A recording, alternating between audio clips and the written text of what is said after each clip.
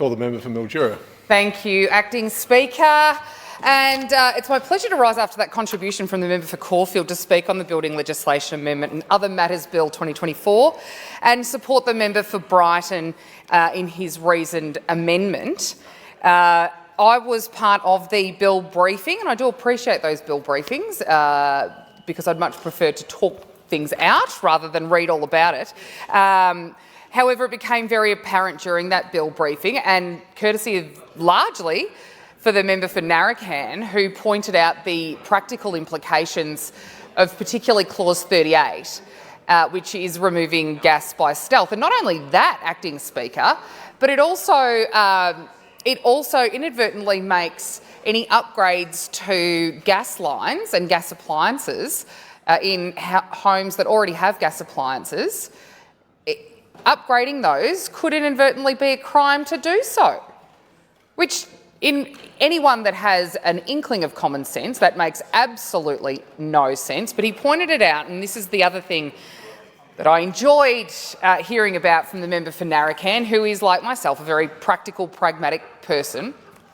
Going from a 28mm gas line into the house, if you were to upgrade that to a 35mm gas line, under this legislation, that's illegal.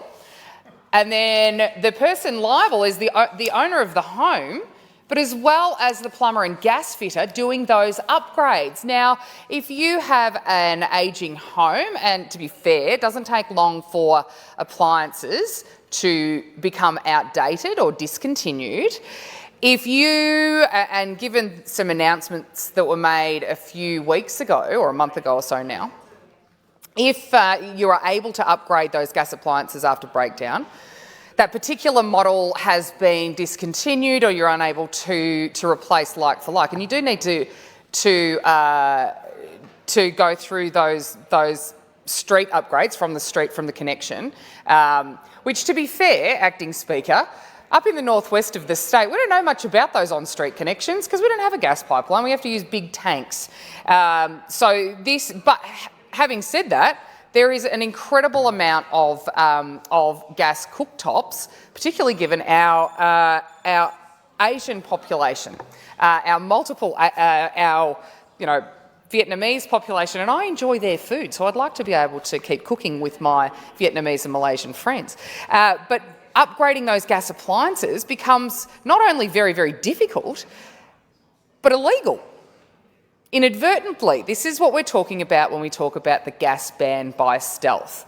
Now, we can put out a media release and we can say that, well, we've done not a backflip, just a little cartwheel, a round off, if you will, that we're changing our minds, and you can... No, you can't say that and then make it a crime with legislation like this to actually upgrade what was already there like for like. And if we're going to talk about that, let's talk about changing over to electricity.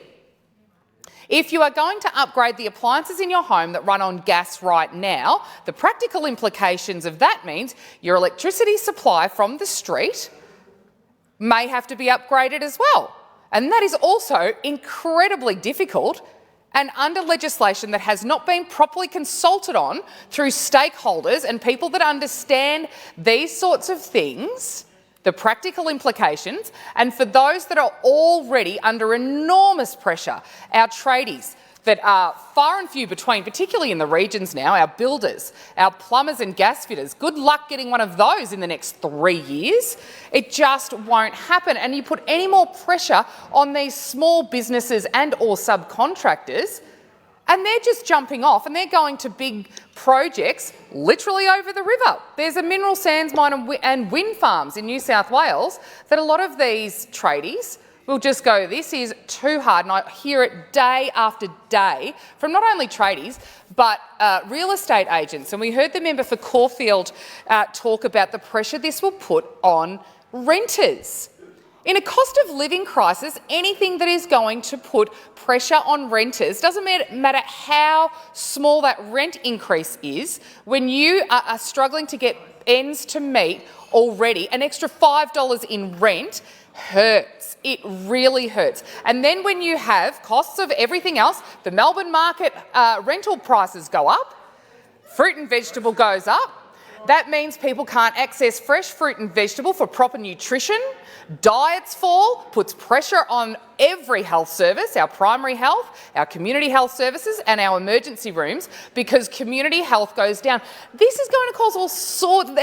I just cannot believe the amount of nonchalance that is given to the flow-on effects of legislation that hasn't been properly consulted on. And then when the member for Brighton raises a reasoned amendment to withdraw and redraft this legislation, removing clause 38 particularly, so it isn't banning gas by stealth, the government laughs in the face of it. This isn't funny, particularly for people that are struggling during a cost of living crisis. And if the government cared enough to do something about it, they would have a look at all of these flow-on effects that moves like this make, because it is very, very real. And I had someone tell me yesterday who lives in Fitzroy, and we were discussing another issue related to food and fibre production, and he said to me, you know what, I was talking about how if you were to change a certain rule, that would decimate the lamb industry, the wool industry, that would put a lot of farmers and growers out of business. Same thing with the Melbourne market, that will put wholesalers and growers out of business. They walk away. That takes food security, and we are feeding the world, but you put a lot of people out of business and reliant on welfare. Food producers largely, particularly a lot of our baby boomer food producers, don't have superannuation. Superannuation hasn't been around that long, and also they can't afford to contribute a lot of the time, unless they're having a really good season. We're going into a season now where our broadacre farmers, and you would know this with your familiarity, I can't even say that, with your knowledge of the mallee, particularly Sea Lake, Birchip, Oyen, they've started harvesting today. And when I say harvesting, I mean some of them are cutting for hay, some of the crops, and most of them have failed, some of them are not even high enough to cut for hay. So if we're putting pressure at every angle on our food producers, on our fibre producers, people that are in small business, in bigger business even, and that then has a flow-on effect for renters, for those that are on a fixed income, for those that are paying gas and electricity bills, for those that might want a building surveyor, and I did have to laugh when I read about building surveyors in this piece of legislation. Try and get a building surveyor to come and do any job out in the regions. It takes months, sometimes years, because of the shortage of skilled workforce out there. It's a real problem, not only in the public sector. I mean, councils struggle to get building surveyors, but the private sector as well. So what we're looking down the barrel of here, Acting Speaker, is times are going to get tougher, and I hear this time after time, day after day, particularly with the season that we're looking down the barrel at now with our broadacre farmers, the pressure that will be put on our irrigated agriculture sector with not only the increased costs at the market, because that gets passed, you know who pays that, don't you?